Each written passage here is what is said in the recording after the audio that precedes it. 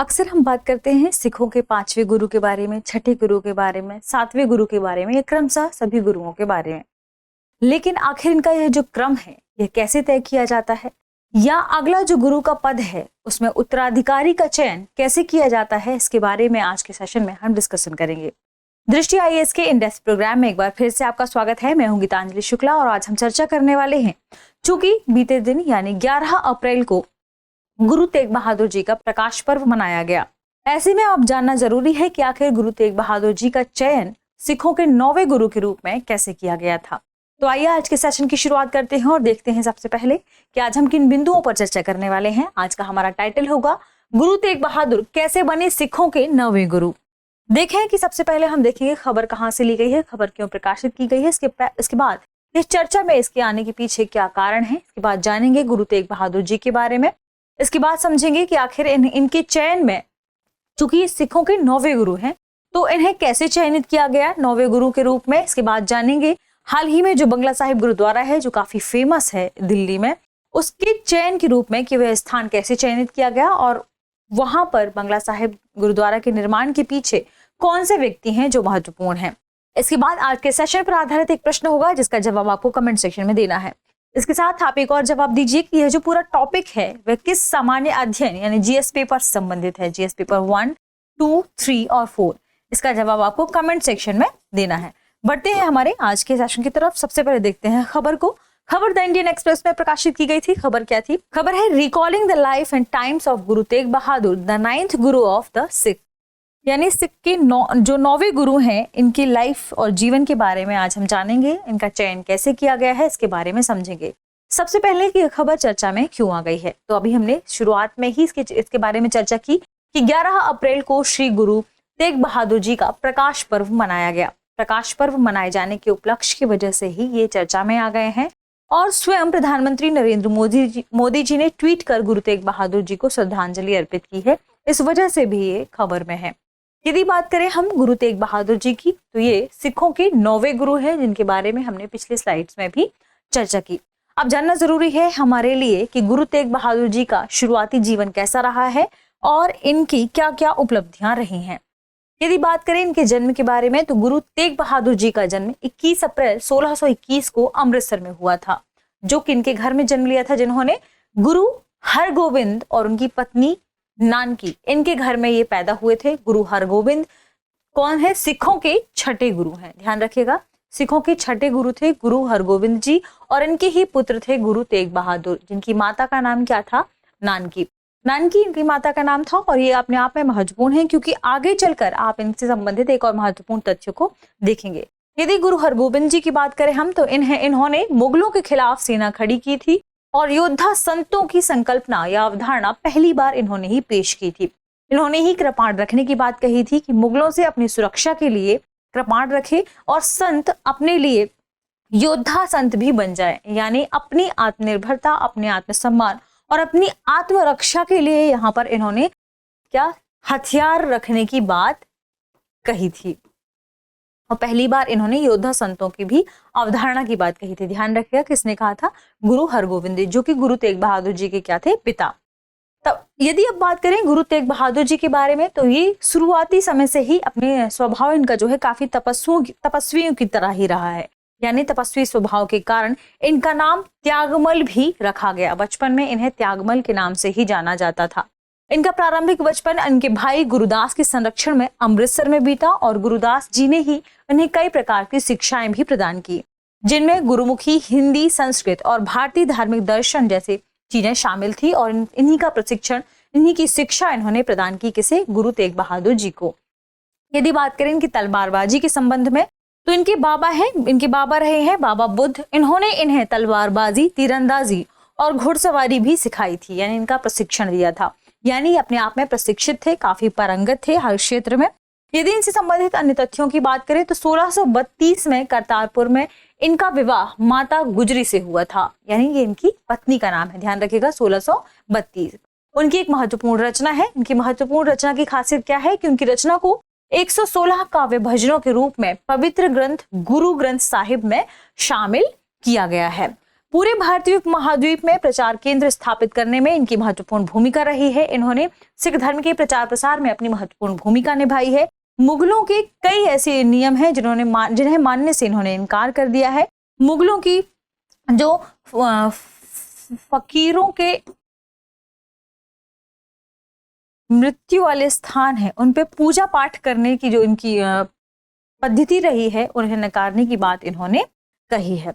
ये तो हमने देखा गुरु तेग बहादुर जी के बारे में कि उनसे संबंधित महत्वपूर्ण तथ्य क्या थे। एक और महत्वपूर्ण बात है, एक मिशन के दौरान इन्होंने चूंकि कई मिशन यहाँ पर निर्धारित किए थे अपने जीवन में कि उन्हें क्या क्या चीजें करनी है, और एक मिशन के दौरान उन्होंने पंजाब में चचननकी शहर की स्थापना की। याद रखिएगा, ननकी यहाँ पर महत्वपूर्ण हो जाता है क्योंकि इनकी माता के नाम पर इस शहर की इन्होंने स्थापना की थी, जो बाद में पंजाब के आनंदपुर साहिब का हिस्सा हो गया, यानी अभी वे आनंदपुर साहिब के नाम से वहां पर फेमस है या प्रसिद्ध है। ये तो हमने देखा गुरु तेग बहादुर जी के संदर्भ में कौन से महत्वपूर्ण यहाँ पर शब्द थे या कौन सी महत्वपूर्ण इनकी उपलब्धियां थी। अब हम जानेंगे कि आखिर सिखों के 9वें गुरु के रूप में इनका चयन कैसे किया गया। हम सभी जानते हैं कि चौथे सिख गुरु के बाद गुरु रामदास के बाद गुरुपद वंशानुगत हो गया, यानी अब उत्तराधिकारी का चयन यहाँ पर किया जाने लगा था। तो किस गुरु के बाद, क्रम ध्यान रखिएगा, किसके बाद, चौथे सिख गुरु गुरु रामदास के बाद गुरु का जो पद था वह वंशानुगत हो गया था। इसके बाद गुरु जो रामदास है उनके पुत्र थे गुरु अर्जन। तो गुरु रामदास जी ने गुरु अर्जन जी को अपना उत्तराधिकारी चयन किया था। इनके चयन के बाद मुगल बादशाह जहांगीर द्वारा गुरु अर्जन की हत्या करवा दी गई थी। तो जब गुरु अर्जन जी की हत्या करवा दी गई उसके बाद अब अगले उत्तराधिकारी के चयन की बात आई। तो जो गुरु अर्जन जी के पुत्र थे, सबसे युवा पुत्र थे, उनका नाम था गुरु हरगोबिंद। गुरु हरगोबिंद को सिखों के 6वें गुरु के रूप में चयन किया गया था, और गुरु हरगोबिंद के ही बेटे का नाम क्या है, गुरु तेग बहादुर।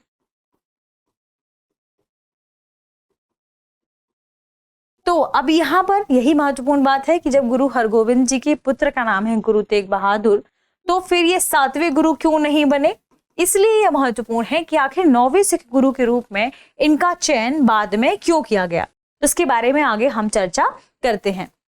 जैसे गुरु हरगोबिंद जी को सिखों के 6वें गुरु के रूप में यहाँ पर चयन किया गया इनका।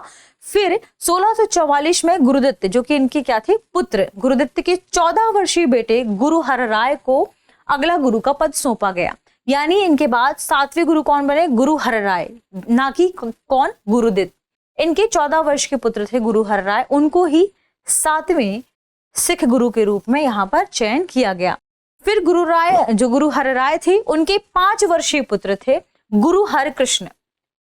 गुरु हरकृष्ण को अगला उत्तराधिकारी बनाया गया और ये 8वें गुरु के रूप में, 8वें सिख गुरु के रूप में चयनित किए गए। इनकी एक और खास विशेषता क्या है कि इनका कार्यकाल सबसे छोटा रहा है।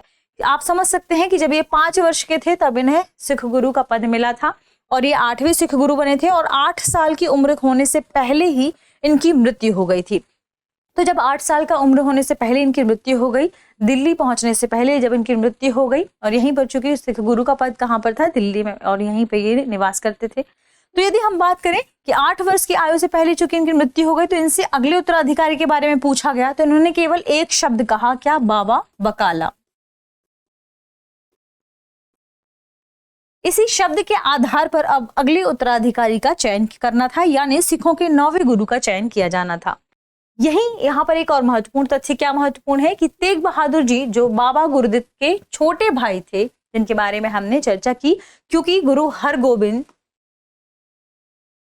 इनके 2 पुत्र थे, एक गुरुदत्त और दूसरे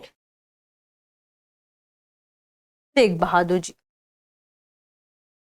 ठीक है, ध्यान रखिएगा। और इन्हें ही 9वें गुरु के रूप में चयनित किया गया था सिखों के। तो यहाँ पर जब इन्होंने क्या कहा, बाबा बकाला, और तेग बहादुर कहाँ पर निवास कर रहे थे, बकाला में निवास कर रहे थे। तो एक यहाँ पर संदर्भ लिया गया कि तेग बहादुर जी जो कि बकाला में निवास कर रहे हैं, यानी अगले उत्तराधिकारी यही बनने के योग्य है। इसके अलावा एक और खास विशेषता थी इनकी कि इन्होंने घर में ही एक भोरा यानी तहखाने का निर्माण कर रखा था, और अधिकांश समय ये अपना वहीं पर क्या ध्यान करते हुए गुजारा करते थे। तो ये भी इनकी खास विशेषता मिल रही थी गुरुओं के संदर्भ में। तो माना जाने लगा कि इन्हें ही अगला गुरु बनाया जाए। इसके बाद एक और यहाँ पर किंवदंती मौजूद है, जिसमें उस समय एक काफी धनी व्यापारी थे जिनका नाम था माखन शाह। इनका जहाज समुद्र में व्यापार करते हुए तूफान में फंस गया था। इन्होंने मन ही मन प्रार्थना की थी कि हम यदि मैं सही सलामत वापस लौटता हूँ या मेरा जहाज यहाँ सही सलामत वापस लौटता है तो मैं वर्तमान में जो भी गुरु होंगे अभी उन्हें 500 सोने की मोहर दूंगा। लेकिन ये प्रार्थना इन्होंने किसमें की थी? मन में की थी। फिर जब ये बचकर वापस लौटते हैं तो उन्होंने देखा कि वहां पर जो सिखों के वर्तमान गुरु थे कृष्ण जी या कहें गुरु कृष्ण, उनका निधन हो गया था। तो फिर वे अब इस असमंजस में थे कि अगला गुरु कौन बनेगा और इन्हें किसे वे 500 सोने की मोहर प्रदान करेंगे। तो उन्होंने यह भी तय किया मन ही मन में, यानी माखन शाह ने तय किया था कि जो व्यक्ति, क्योंकि उन्होंने इस बारे में किसी को नहीं बताया था कि 500 मोहर देना है उन्हें, तो जो व्यक्ति स्वयं आकर उनसे ये बात कहेगा और इस बात की दावेदारी करेगा कि उन्हें कितनी मोहरें उन्हें प्रदान करना था, सिखों के अगले गुरु को कितनी मोहर देना था, वे ही इस पद के दावेदार होंगे। और ऐसा देखा गया कि इस पद के लिए कई लोग कतार में खड़े थे, लेकिन तय क्या किया गया था कि जो 500 सोने की मोहर के बारे में स्वयं उनसे आकर पूछेगा वही इस पद के दावेदार होंगे। तो सभी योग्यताओं को पूरा करने के साथ साथ तेग बहादुर जी ने एक और योग्यता को पूरा किया। उन्होंने स्वयं माखन शाह से क्या कहा कि मेरे 500 सिक्कों का तुम्हारा वादा है, उन्हें तुम कब पूरा करोगे। इसके बाद फिर माखन शाह ने चिल्लाते हुए सबसे कहा कि यही हमारे अगले गुरु होंगे। यानी सिखों के 9वें गुरु का चयन के लिए जितनी भी यहाँ पर योग्यताएं रखी गई थी उन सभी को ये पूरी कर रहे थे और इसके साथ ही उनके मन की बात भी इन्होंने जान ली थी। इस तरह इस सिखों के 9वें गुरु के रूप में गुरु तेग बहादुर जी को यहाँ पर चयनित किया गया था। तो ये तो हमने देखा उनके चयन के संदर्भ में। अब हम देखते हैं कि आमेर के राजा और बंगला साहिब गुरुद्वारे का क्या संबंध है, क्योंकि ये काफी संबंधित है एक दूसरे से। हम सभी जान रहे हैं कि गुरु तेग बहादुर जी ने उस समय चूंकि औरंगजेब का शासन था और औरंगजेब भारी मात्रा में धर्मांतरण करवा रहा था, तो यहाँ पर सिखों के जो ये 9वें गुरु थे गुरु तेग बहादुर जी, इन्होंने पीर और फकीरों की कब्रों पर पूजा करने की परंपरा पर सवाल उठाया और इसका विरोध भी किया। और विरोध करने के ही क्रम में इन्होंने सिख धर्म का भी प्रचार प्रसार करना शुरू कर दिया था। अपने अनुयायियों से इन्होंने निर्भाव यानी निडर और निर्भय यानी बिना ईर्ष्या के होने का आग्रह किया और कहा कि एक ही ईश्वर को यहाँ पर हमें मानना है। और इसी संदर्भ में ऐसा देखा गया जब चूंकि ये सभी चीजों का प्रचार प्रसार करने लगे तो वहां पर और भी बहुत सारे ऐसे लोग थे जो मुगलों का साथ दे रहे थे। उन्होंने इसे मुगलों के विरोधी के रूप में देखा। तब जींद यानी वर्तमान हरियाणा के पास धमटन में एक स्थानीय सरदार ने इन्हें उठाकर दिल्ली भेज दिया। और किस उसमें भेजा, यानी कहा कि ये व्यक्ति बहुत ही बुरा है और इसने वहां पे जो आसपास ग्रामीण क्षेत्र में लोग रह रहे थे ग्रामीणों से राजस्व वसूल करने के मनगढ़ंत आरोपों के जरिए दिल्ली भेज दिया गया था। यानी इन पर ये आरोपित किए गए, आरोप लगाए गए और इसके जरिए सरदार द्वारा इन्हें दिल्ली भेज दिया गया। बाद में फिर इनके बचाव में एक व्यक्ति बाहर निकलकर सामने आया जिनका नाम था आमेर के राजा राम सिंह। तो आमेर के राजा राम सिंह ने इस पर हस्तक्षेप दिखाया। क्यों दिखाया? क्योंकि वे गुरुओं की परंपरा को मानने वाले व्यक्तियों में से एक थे। इनका परिवार लंबे समय से गुरुओं का अनुयायी रहा है। इसी संदर्भ में इन्होंने हस्तक्षेप किया और उन्होंने लगभग 2 महीने तक इन्हें अपने घर में रखा। तब तक रखा जब तक उन्होंने औरंगजेब को आश्वस्त नहीं किया कि गुरु एक पवित्र व्यक्ति है, यानी गुरु तेग बहादुर जी एक पवित्र व्यक्ति हैं और इनका कोई राजनीतिक महत्वाकांक्षा इनकी नहीं है। यानी ये औरंगजेब की जो राजनीतिक उस समय सत्ता मौजूद थी उसके खिलाफ नहीं है, लेकिन बहुत सारी ऐसी चीजें हैं जो बुरी हो रही थी समाज में, वे केवल उनके ही खिलाफ यहाँ पर विरोध कर रहे थे। तो तब तक इन्होंने इनका सहयोग प्रदान किया। आमेर के ही राजा राम सिंह ने इन्हें भूमि प्रदान की थी दिल्ली में, ताकि जब गुरु तेग बहादुर जी बाहर घूमकर दिल्ली में वापस आए तो यहाँ पर आराम कर सकें। धर्मशाला के रूप में ये जगह उन्हें प्रदान की गई थी और इसी जगह पर अभी वर्तमान में बंगला साहिब गुरुद्वारा बनाया गया है। यानी ये जगह किससे संबंधित है? आमेर के राजा राम सिंह से संबंधित है। तो इनसे जुड़े जो भी खास तथ्य थे वे हमने जान लिए। अब आइए देखते हैं आज के सेशन पर आधारित हमारा प्रश्न। प्रश्न क्या है? प्रश्न है निम्नलिखित में से कौन सा से कथन सही है और है। कथन क्या है? गुरु हरिकृष्ण का सिख गुरुओं में सबसे छोटा कार्यकाल था। दूसरा, गुरु तेग बहादुर ने बंगाल में चकननकी शहर की स्थापना की थी। कूट है केवल एक, केवल दो, एक और दो, दोनों, ना तो एक और ना ही दो। तो इस प्रश्न का सही जवाब कमेंट सेक्शन में देना ना भूलें। इसके साथ ही आपके लिए एक और खास बात यह है कि दृष्टि IAS ने अपने इनडेप्थ चैनल की शुरुआत की है, यानी इनडेप्थ दृष्टि IAS, जिसमें आपकी जो इनडेप्थ की जो भी सेशन है उनकी जो PDF है उसमें मिल जाएगी। तो आप दृष्टि की टेलीग्राम चैनल को भी सब्सक्राइब कर सकते हैं। इसके साथ ही और भी जानकारी के लिए दृष्टि IAS चैनल को लाइक, शेयर और सब्सक्राइब कर सकते हैं। मिलते हैं अगले एपिसोड में, तब तक पढ़ते रहिए, रिवीजन करते रहिए। शुक्रिया।